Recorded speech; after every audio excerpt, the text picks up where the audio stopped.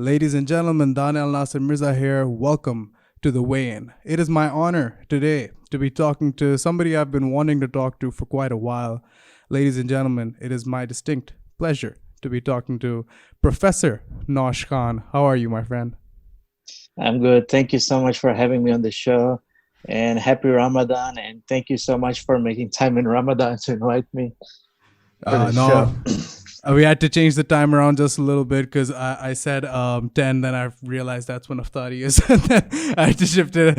But no, happy Ramadan to you too, brother. And of course, it is my absolute pleasure to get to talk to you and all the other great guys I've been getting to talk to since this stuff has been picking up. Pakistani MMA, I feel like, is on a rise.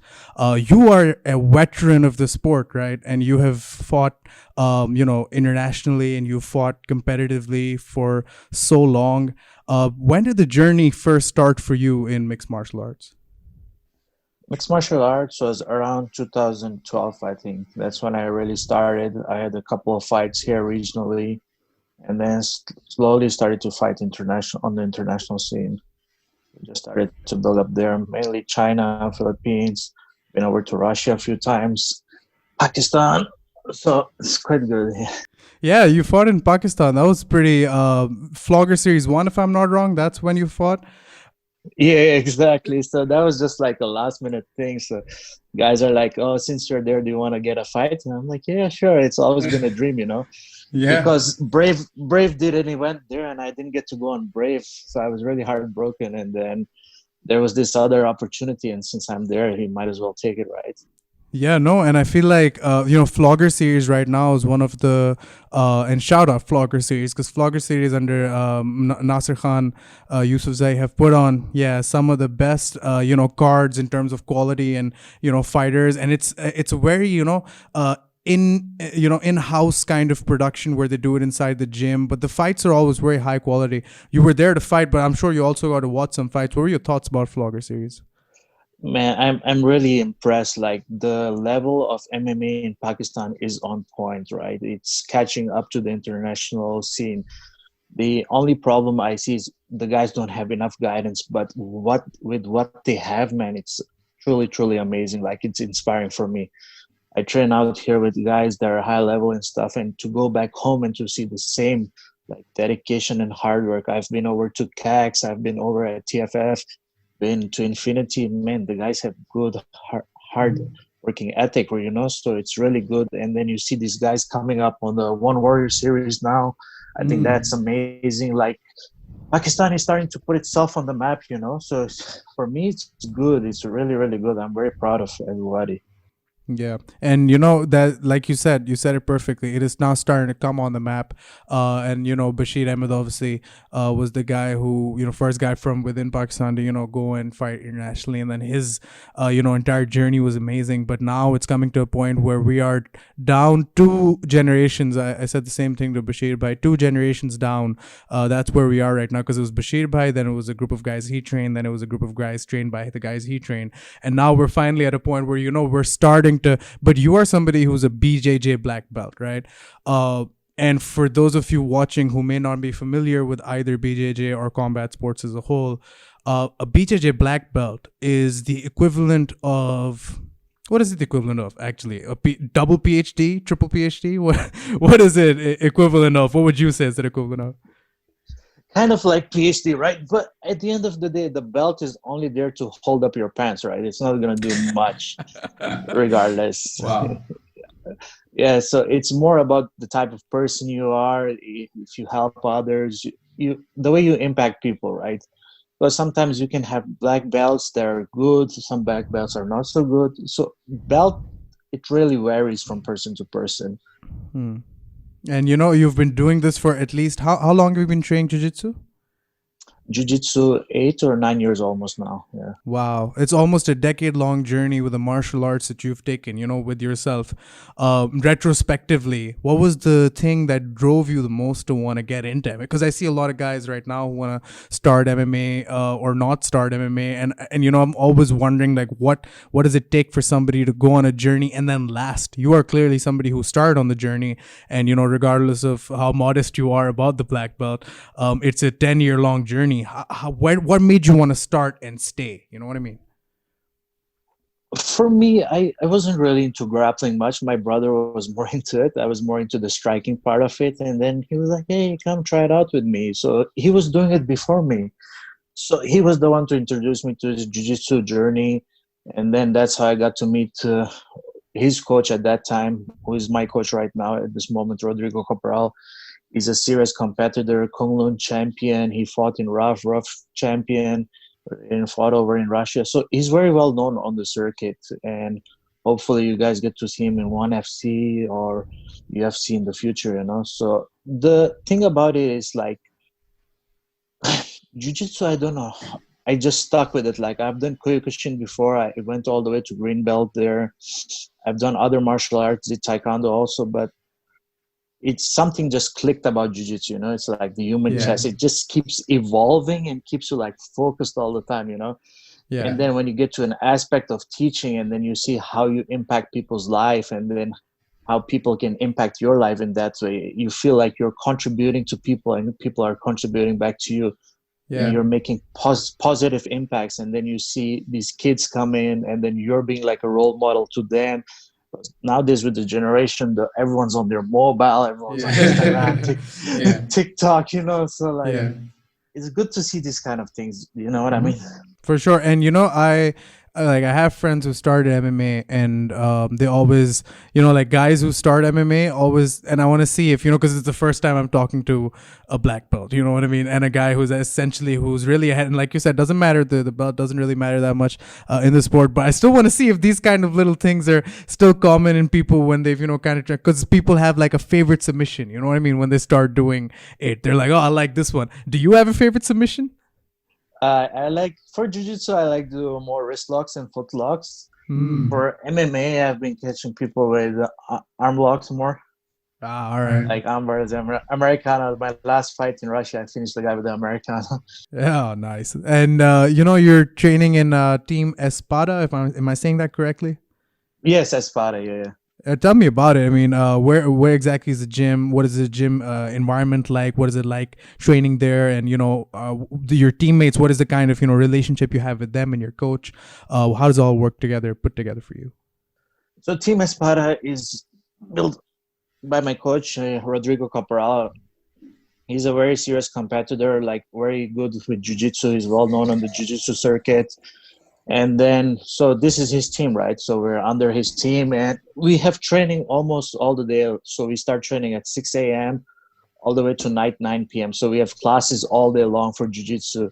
Guys can come and train. And the team has done really well in Asia, you know. So the team has competed over Japan and stuff.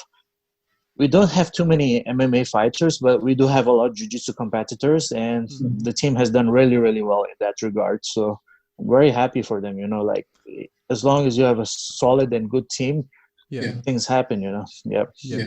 And, you know, you fought through, if I'm not wrong, you fought in the Chinese MMA and martial arts circuit quite a bit, right? Yeah, I fought over in China. And I mean, like, I want you to talk about this just a bit, but for everybody who might be watching, who wants to know just how good the Chinese circuit is, just for, you know, frame of references for people like you and me, you know, not like Professor Nosh, who actually fights in the Chinese circuit, but for us, you know, people like Zhang Weilei, Li Jingliang, and of course, Israel Adesanya are all people who've gone through essentially the Chinese circuit one way or another. And in fact, Israel Adesanya is the only time he got knocked out, I believe, was in China by Alex Pereira. Yeah, there we go. So the Chinese circuit is really good. You know, they have quite a lot of shows there right now. So it's great opportunities, like a good build up, you know, like you get to go, you get to fight there, and you can excel really well because the market's really big there. So if you end up doing well on the scene there, you're going to big places, man. Yeah. And what is it like in terms of competition? Like, is it easy to find fights? And when you find a fight, because, you know, in every MMA circuit, I think to an extent, you have to be kind of careful with who you're signing to fight, because people often, you know, might misrepresent their, your characteristics with regards to how long they've fought or how good or bad they are. Just so, you know, this kind of stuff happens. What is the Chinese circuit like with that respect? See, with fighting, there's always two regards to it, right? There's always the one, okay, I want to pad my record, I want to make myself look good. Or there's the other way, it's like, okay, I'll just fight anybody who I get put to. So it's always up to you at the end of the day, right? And obviously, when you're fighting in another country, they're not gonna put you up against someone that they think you're gonna beat. You're gonna be up against somebody good. Yeah. This is like the biggest misunderstanding people have, is like, oh, I'm gonna have an easy fight. Basically, there's no easy fight. Somebody to step in the ring to fight you is already a winner, because 90% of the people would not do that. People Mhm. are afraid of that, like, why would I put myself out there to get smashed on national TV? Yeah. It's not easy. Yeah. But then again, like, the opportunities are great with what comes along with it. Like, if they offer you an opponent, your coaches think it's good, you think it's a good fight, you take it. If you don't think it's good for you, then you probably shouldn't. But Yeah. with these kind of things, especially when your career is starting out, it's hard to pick and choose, because if you keep saying no, no, no, you're closing the doors on opportunities that are coming to you. So it's like a double-edged sword. Yeah, you have to be careful about it as well, but you also have to kind of jump into, because one thing about this sport that I think is kind of uncommon in any other sport, maybe unless you count boxing, is the fact that imagine, do you watch any other sports? Do you watch like football or basketball or cricket? No, I love it. So, yes, sir. Oos. Me neither, but I still know some names, so I'll just throw some football team names there. So, imagine Barcelona is playing, Atletico Madrid, and then Atletico Madrid, gets injured, and then Real Madrid has to step in on 2 days' notice to, face Barcelona. That doesn't happen in football. That only happens in mixed martial arts, and it's very careful where you have to kind of be like, okay, this guy just dropped out 3 days ago, and here's his opponent, who's the guy who have to fight. Should I really take this fight? Oh, but it's a good stage. Oh, but Justin Gaethje is going through this right now in the UFC as we speak. So you have to. But what would your advice be to younger fighters, especially in Pakistan, who might want to jump up to every opportunity and say, "Hey, I'll take the fight"? Like, would you say slow it down, take your, or would you just say go with the feeling, go with your gut? I think it depends on you personally. As a person, what do you want, right? It goes back again to that point. Like, nowadays, records matter a lot, a lot. You're on 2, 3 fighting losing streak, nobody's gonna pick you up. So in that regard, if you want to go to places and you want to take this as a serious career, then you should be very, very careful about the fights you pick. Mm-hmm. But then again, it's like, if you really want to choose that much, then it's going to be really hard for you. So Yeah. the best advice I can give is always listen to your coach and believe yourself. Like, opportunities will come. It's just, if you're willing to step up and make use of it. Yeah. And I guess, yeah, you have to kind of balance it, and you have to kind of figure it out for yourself exactly when you should and shouldn't take a fight.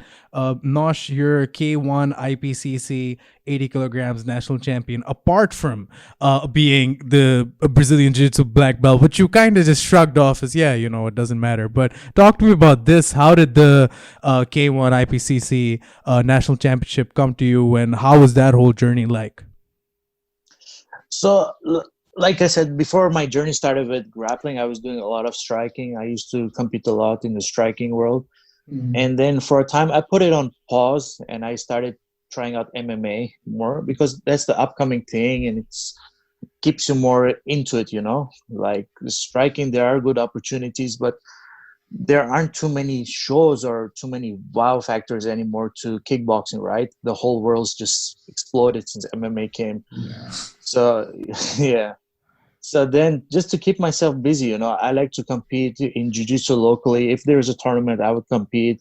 And then the opportunity came, hey, do you want to fight for the IPCC K1 fight, 80 kilogram? I said, let's go. Yeah. Because I was supposed to fight in Korea that same year, Yeah. and my fight got canceled there. So I just came back and took this one. Oh, okay. You're on a high. Yeah, yeah. Yeah, you're already just coming out of a training camp, and then you're like, screw it, I'm just gonna go into the, and wow, it worked out really well for you. That's freaking awesome. And Nosh, I mean, you've come back to Pakistan, of course, and you kind of look, like you said, you visited TFF, you visited CAX, and you went around the gyms and you kind of looked at it. If I ask you a question right now, when do you think, based on the talent that, and I want you to really, answer this honestly, but like, when do you think we'll see the first Pakistani mixed martial arts champion in a major promotion? Honestly, I don't think it's too far. Honestly, you have a few good guys out there. You got Mushtaba, you got Mahmoush is out there, you got Ulumi. These guys have fought on big stages and they have done really, really well. So I don't think it's too far out. It's one of the things that is lacking there right now is guidance, right? So if they can get good high-level coaches into the country, or get them to guide them, then I think it's not too far from being achieved. Honestly speaking. Even like, and that's like, you gave me three names there, and those are really, really good names. Memosh, Ahmed Mushtaba, and then of course Ulumi. But then, you add more to the list and you have guys like Waqar Umer, who fought in ONE FC and won, multiple times on the big stage. You guys got guys who were just coming up, like Irfan Ahmed from Shaheen, who just won in the ONE Warrior Series. So yeah, I mean, there's a lot of indicators that we're going towards that path, but it's completely different, and there are levels to this game. When you say that the guys here need more guidance, what specifically do you think, what kind of guidance do they need? Is it, because there's multiple facets to this, is it a skill-based thing when it comes to jiu-jitsu or any other martial arts that they practice? Is it a strength and conditioning thing, which is based on, of course, how physically fit they are and competitive to other countries? Is it a game planning thing? Is it a resource thing? Is it, how would you kind of visualize and present that this is what's missing in the MMA scene? I think mainly it's just technique, more for like jiu-jitsu, more wrestling and these kind of things. For the physical aspect, you can take care of it like easily. If we have mountains, we have hills everywhere. Islamabad, you can run up here, run up there. So that's not a big issue. I think the biggest issue is the knowledge that gets passed from high level, like it comes through experience. So there aren't many people that have experienced that high level there yet. So that needs to be passed down, rather than these guys go and experience it in the cage and then learn from that, Yeah, no, for sure.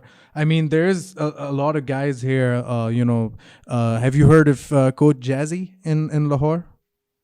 I've heard of him. I've not seen him. He's a brown belt, I think. Yeah, I believe so. Yeah, I mean, he's been producing some good jiu-jitsu guys, but again, I'm sure there's levels to this. And I mean, I think it's also important for a lot of the gyms here, if they're doing well, and especially the big gyms that are opening up now, like the UFC gym, like the Brave gym, and even a lot of the other gyms, like that who can afford it, or who can, put together sponsors or whatever. I feel like they need to bring in guys like yourself who are, legitimate black belts, who can also help out with the community. I'm sure when you were here, you gave seminars and stuff. Do you feel like people, because there's one thing to want to do it, but do you think as if the MMA scene here is wanting people to come in and help them out with this kind of stuff? Yeah, for sure. I think people would love to have people come over there, but then to have actually high level people come over to give seminars is not cheap. Like not everyone would be willing to, like, okay, I would put my price down for you. Like for the local talent, like I'm sure Bashir, me, other guys, they'll be okay with it. But then you start asking other guys, they'll be like, hey, man, I do this for a living. I do this for a living, right? So, and then the Pakistan, the currency is not so strong. So we're in a tough spot, right? Yeah, and I feel like that is one of the very many like untold stories of sports and sportsmen and martial artists. It's a lot of what goes wrong in their life, or a lot of the opportunities that they miss, often has nothing to do with something they've done. It's just that our economy has been a piece of shit for, like, 8 to 10 years now, at least. Not that I can be consciously aware of. I'm sure it dates back even before that. And just because of that, I mean, and then the political situation, the security situation, and I mean, there's no situation. Everything's fine here. You know what I mean? People are chilling. They're having a great time. But people think of it of that way when they're coming up. I'm sure all of it adds up to, a high level guy saying, Pakistan, I don't know. But then you have people like Rich Franklin who just showed up to Pakistan, and that was freaking awesome. Did you hear about that? Yeah. I think for the One Warrior Series, he came over and then he saw this place. So yes, there is interest, right? But then again, it comes down to like how you can invite them. What are you gonna do? You can do a few seminars, you can do a few things here and there, but at the end of the day, it all comes down to the price, right? Yeah. And then that becomes hard to afford. Like you said, the economy is not so good. I was over in Islamabad this time when I went over there. Man, I was shocked how expensive it is. Like right now there, compared to when I was living back there, it's really, really expensive and it's hard. And the salaries there are not so good, So it's really tough. It is tough. And when did you move from Pakistan to Hong Kong? When I was 10 years old, so I came over there. Oh, So okay. quite some time ago. Yeah. In 2000, I came here. Yeah. Oh, okay. And like, yeah, I'm sure a lot must have been really different then compared to now. A lot's happened in 20 years. You know what I mean? But yeah. Sorry. No, what you were saying? Sorry. No, I'm saying a lot has changed. Like, what surprised me is yes, it's good they have schools and everything there, but the price has gone up too much too. Like in the major cities, so it's really hard for people to either work or to train. Yeah, for sure. And especially if you're looking at the fighter aspects, fighters they just want to focus on fighting, and the demand is not so much there right now where they can make a living off just teaching in Pakistan. So they're in a tough spot too, the athletes. Yeah, and like it's really now what you call you know what I mean, like how you define an athlete in this country is very precarious, because essentially our athletes have to kind of grind things out themselves and then get to a point where a lot of them go, and for example, two of our wrestlers, Abdurrahman and Inam Butt, they went to the South Asian Games 2019. They bagged 2 gold medals, and you won't really hear about them that much. You'll see pictures of the ministries handing them checks and saying good job Abdurrahman and Inam, but we all know they probably didn't support them as much as they're trying to show right now initially, when they're, because there's no infrastructure, there's no understanding of sports is important. So from a school level to a middle school level to a high school to a university to or jo bhi hamare yahan pe bhi levels hain of how you go about it, there's no incorporation essentially of education mixed with sports. Because what's it like in China? Was there some kind of a school system of sporting, or was there at least some kind of support that you had essentially when you were first starting out in sports? No, in Hong Kong they do have sports, but it's not like America, how they have like an NCAA program where you go, you get sponsorships, and then you carry on. It's just like normal PE lessons, So there's not much there. Also, like when you have to grind out for MMA, like sorry. So if you're gonna fight, you just have to grind it out. You have to get a job, you have to train in your free time, or if you're lucky enough, you can teach and pursue your dream, then that's perfectly fine. Or if you're really good and somebody helps you out with sponsorship, those are the only ways you have to go about it, Yeah, and even here, like I got to talk to a lot of the guys who were at Sarai Fight Night, which is one of the first big MMA promotions that kind of happened here. And those guys were also, they were working menial jobs, they were training, they were teaching, and then they were making ends meet and doing martial arts. It's a really thankless sport, I think. But ultimately, the reward, I think, is more than monetary or material. What do you think you've gained from MMA and martial arts more than, the monetary and the material?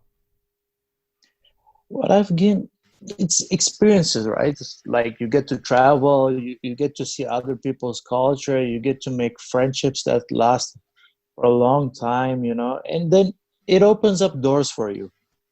It does. Sometimes you do well, maybe abroad you do well, people like you, they invite you to go teach there. So it opens up paths for you in life. For sure, I think so. And like now, what is 2020 must be an interesting year for everybody around the world, pretty much. But what is post Corona 2020 looking like for you, and what do you have planned for the rest of the year? Rest of the year, I need to see, so I just fought in January, and then Just wait out and see what's there on the table, right? I'm not signed to any major promotion, so I can take my time and see. Like before, like now I'm at a point where I need to start thinking more, maybe work towards a major promotion, stay there and build up from there, you know? Yeah, and talk to me about the fight in January. What was that like, and how was the preparations for it, and how did the outcome prove to be in comparison to how you expected going into the fight? So yeah, before that fight, I wasn't on a winning streak. I hadn't had a win in a long time, and then I kept fighting at 77 kilos. The weight cut was just killing me, and I was killing myself cutting the weight. So I told myself I'm just gonna go and fight at heavyweight and not cut weight this time, just to try it out. And I did my camp here in Hong Kong. I started here with my trainer Rodrigo. We started training here. Then I went over to Singapore. I trained with Faison there. Then we headed down to Pakistan, trained over there, you know, and then came back here, Hong Kong, to finish up the camp and left to Russia, you know. So yeah, the fight turned out to be really well. Wow, it's a lot of travel before a fight. Yeah. But did it pay off? Like, do you feel like you learned a lot? And especially considering I saw, you know, you were on, like you said, a bit of a, like, you were on 3-fight losing streak. You hadn't won in a while. But then you got that fight in Pakistan. Did that really put things back into perspective for you? Sorry? Did that win in Pakistan really put things back into perspective for you? Did you finally find some kind of, you know, like, because you hadn't won for a long time, then you come back to Pakistan. I'm sure that must have added some kind of fuel to the fire to want to go and win. Yeah, it did. But the more important fight for me was in Russia, right? Because the bigger stage, more important fight. Yeah. Pakistan fight was more like a tune-up kind of a last minute thing. Like, hey, you want to just jump in and get one in, see how you're feeling around. And yeah, so basically it just tuned me up, put me in the right mindset for going into this fight, and things worked out really well. I'm really happy, you know. Got to go back home, got to see people, got to see my friends over there. So it's really good. Yeah. And I mean, you know, Rebel FC is one of, you know, Russia's premier MMA promotions. And of course, Russia has had a huge spike in MMA popularity over the years. They've been producing, Dagestan at least is producing world champions. Of course, we don't need to talk about that, go into depth. We all know Khabib Nurmagomedov. But what was it like fighting in Rebel FC? And how did you feel like the crowd was like in Russia? And were they really, you know, kind of, did the atmosphere feel as if, you know, this is one of the big MMA countries in the world? No, not really, because I fought over in China, fought over in Japan, fought over there. So the atmosphere is pretty much the same everywhere, you know. And once you step into the cage or the ring, you don't feel the audience too much. Well, at least for me, I don't see it, right? Yeah. I'm more focused on my opponent. But yeah, Rebel FC is quite a big event, and the event was really nice. We're very professional, and it's cold outside, man. It was snowing and snowing and snowing. It was like minus 10 degrees. So yeah. And how does the cold affect you on the day of the fight or leading up to the fight? Do you really feel it? No, on the fight day, no. But my instructor, he fought over in Mongolia, and it's minus 2 degrees, and he's fighting outside. Like the arena is outside, and he told me he felt so like cold in the warm-up period because the fight's outdoors, man. And then one of my friends also fought over in China. It was outdoors. Those times were bad, man. Yeah, that really puts into perspective. I think you had a great night at Rebel FC, if it was at least indoors. It was indoors. It was really good.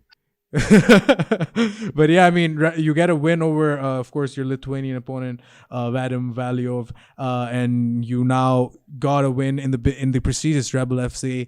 What are you looking at right now? Where do you want to see yourself going? Do you want to see yourself? Do you want to say a promotion, or do you just want to wait and see exactly how it plays out? I'll just wait and see whatever happens, if any offers come by. Yeah. Eventually, I want to work my way towards one, and then we'll see from there. Yeah, one is definitely right now Asia's biggest promotion, at least. And I feel like somebody with your experience and how much you've been in, how long you've been in the sport, and how much you've accomplished, feel like a perfect fit for one championship. But yeah, I actually wanted to. The last thing I really wanted to, but I feel like I've already gotten the answer by the end of the podcast. The last thing I wanted to ask you was, do you feel as if you still want to fight for X number of years, or do you feel as, because you were a player coach kind of, right? But now that you're talking about fighting just in January and you will fight again and get a contract, I feel as if you're ready to go for the long stretch. Yeah. For me, I'll fight as long as I can, until my body gives out. Even if I'm not doing MMA anymore, I'll be competing jiu-jitsu. So it's a lifelong journey, Oh, It there won't we go. stop. Yeah. I guess the one way or one thing that we can really summarize this whole podcast up with is that Nosh Khan, you definitely are a fighter's fighter. And you are definitely raising the Pakistani flag high everywhere you go, from China to Russia, and hopefully one day to one championship. My man, at least for me personally, I want to say thank you so much for doing this. It's a big, big honor for me to talk to you. If you're ever in Lahore, I want you to come into the studio here once Corona's over, of course. And then I can't let you in right now. But, once it's over, I'd love to have you over and we can do this podcast in person, a long, detailed one. But I really, really am glad I got to talk to you right now, man. Thank you so much for inviting me, and hopefully I get to go to Lahore. I haven't gone there in years, so it'll be good. I heard it's changed a lot, and it'll be nice to make down there. Lahore is awesome. I would love to have you. I'll show you around. It'll be freaking awesome. Lahore is really cool. So yeah, definitely. Whenever, even if you're in Islamabad, I'll come pick you up. Let me know. It'll be awesome. And again, thank you so much for doing this, Nosh. Thank you so much. Thank you so much for having me. Everybody, please go support your Pakistani heroes. Nosh Khan's, the link to Nosh Khan's Instagram and every other relevant page is in the description. Please do check it out. And please do subscribe to the YouTube channel. Please do follow us on Instagram, like us on Facebook. You know the drill. We're trying to promote MMA and raise it as high as we can in Pakistan. And our interview with Nosh Khan definitely has helped us with that goal. From me and Nosh, thank you so much. Please do tune in again. And as always, keep it tight. Will do. Thank you so much. Thanks, buddy. That was awesome. I had a really great time. Thank you. Thank you.